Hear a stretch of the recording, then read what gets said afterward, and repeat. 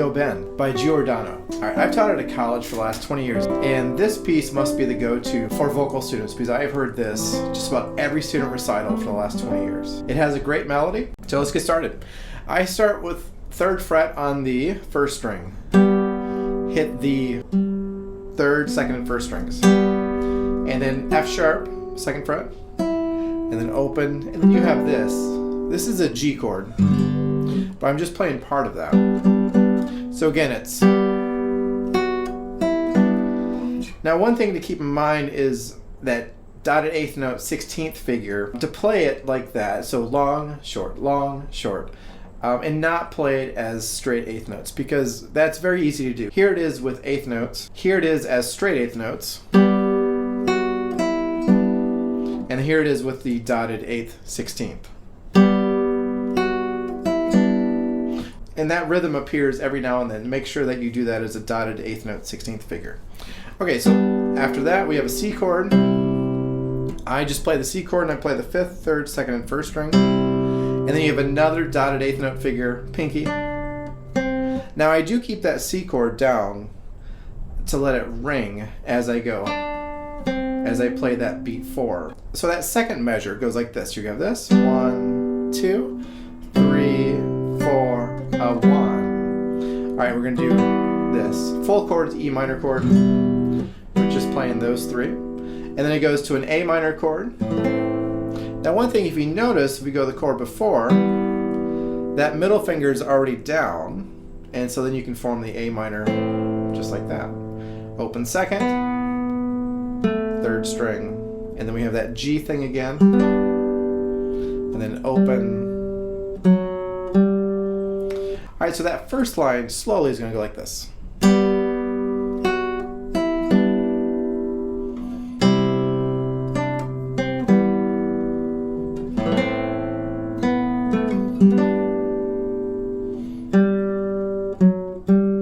And I don't know if you noticed, but I rolled that A minor chord.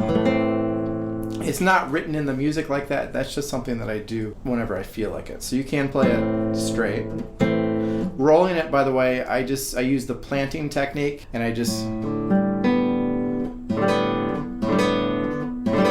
go like that. So here it is, A minor. All right, measure 5. We have the open 4, open 2, and then 2nd fret. And then it's going to repeat. We have this. We've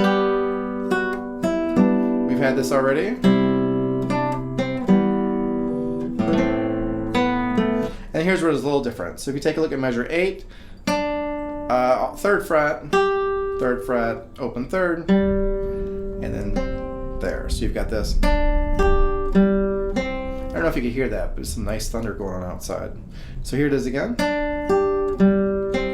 Open 4 and 2, just like we had measure 5, and then. All right, so measure 8 and the first part of measure 9 goes like this. All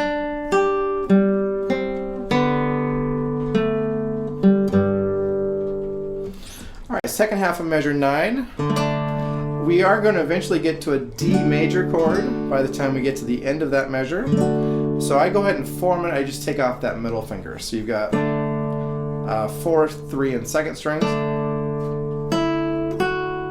Then you have this. So a full chord here is an A major chord. Just playing the 5th, 2nd, and 1st string. And then open. D chord. Pinky the 5th fret.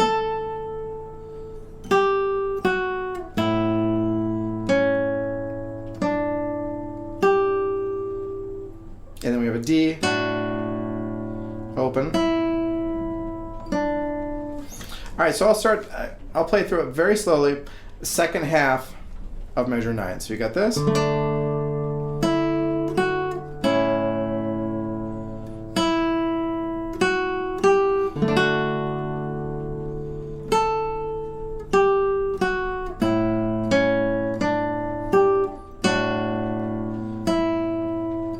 then measure 13, we have this D. Alright, second half of 13. So that A major chord that we had in measure 10 has now turned into an A minor chord. Again, not playing the full chord, part of it, and then 3rd fret, and then 1st fret.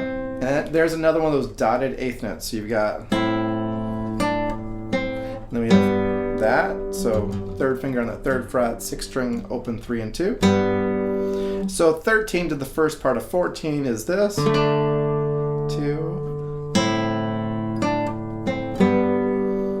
and then we're gonna go 3rd fret, 1st fret, open. So that measure is gonna go 1, 2, 3, 4, and then if you take a look at measure 15, we've had this before. So that is the first part of measure 5. And then the second half of that measure we have this, C sharp, which is 2nd fret. And then we have that. So for this chord we have a fermata over it. So fermata means that you're just gonna hold it. I guess technically you could hold it for 10 minutes if you wanted to. Although I don't know if I think you might lose your audience. All right, so after the fermata, we go back to the beginning. This is all a repeat. And then if you take a look at measure 17, we've done this.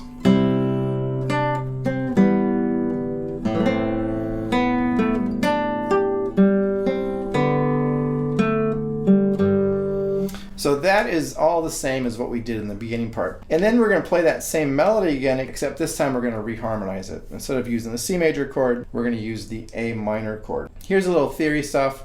I'll keep it brief. A minor can very easily be used to harmonize something that had a C major chord in it, because you have 3 notes in C major, C, E, G, and you have 3 notes in A minor, A, C, E.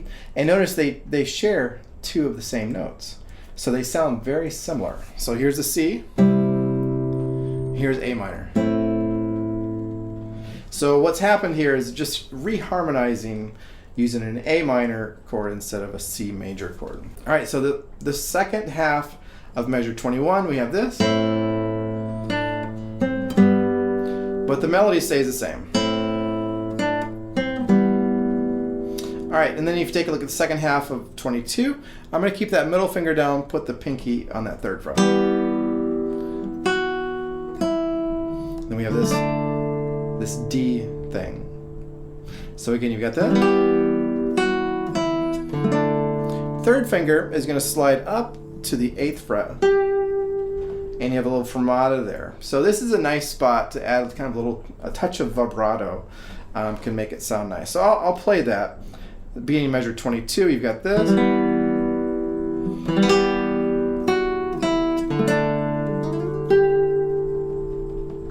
Kind of hold it, and then you continue on.